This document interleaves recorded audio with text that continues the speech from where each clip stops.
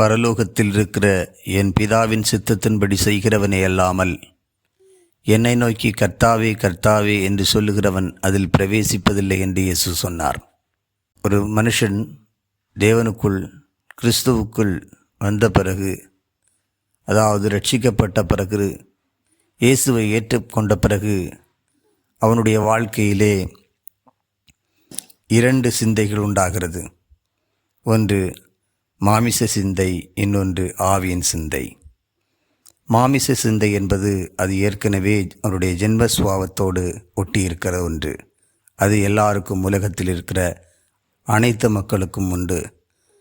ஆனால் ஆவியின் சிந்தை என்பது அது தேவனுடைய வசனத்தினால் நாம் பிறக்கப்படும் பொழுது அந்த ஆவியின் சிந்தை நம்முடைய சிந்தையிலே புதிதாக பிறக்கிறது.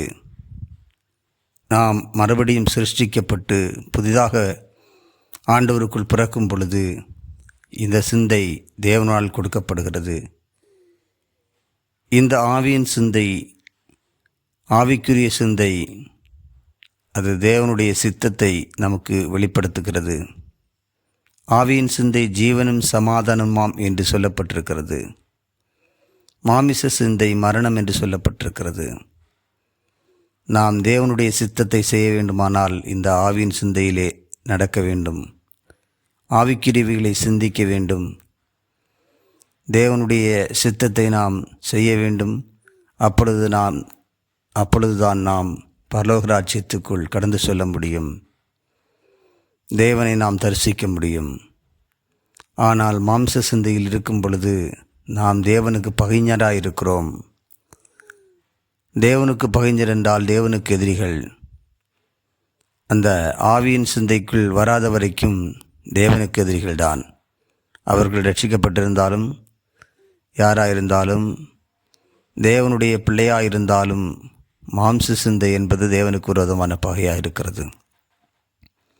அது தேவனுடைய சித்தத்தை அறியக்கூடாமலும் அறிந்தும் செய்ய விடாமலும் இருக்கிறது. ஆக நம்முடைய மாமிச சிந்தையை மேற்கொண்டு நாம் ஆவியின் சிந்தைக்குள் வரும்பொழுதுதான் தேவனுடைய சித்தத்தை செய்ய முடிகிறது. பரலோகத்தில் இருக்கிற பிதாவின் சித்தத்தின் செய்யும்படியாக நாம் அழைக்கப்பட்டிருக்கிறோம். ஏனென்றால் நாம் பரலோகத்தின் தேவனுடைய பிள்ளைகளாக இருக்கிறோம். அவர் நம்மை உருவாக்கி இருக்கிறார். புதிய ஒரு சிருஷ்டியாக நம்மை வணைந்திருக்கிறார், படைத்திருக்கிறார். அவருடைய வார்த்தையினாலே, அவருடைய ஆவினாலே நாம் மறுபடியும் பிறப்பிக்கப்பட்டிருக்கிறோம். எனவே நாம் தேவனுடைய சிந்தையை தரித்து கொண்டு தேவனுடைய சித்தத்தை செய்யும் பொழுதுதான் அவருடைய ஆளுகைக்குள் நாம் நடக்க முடியும்.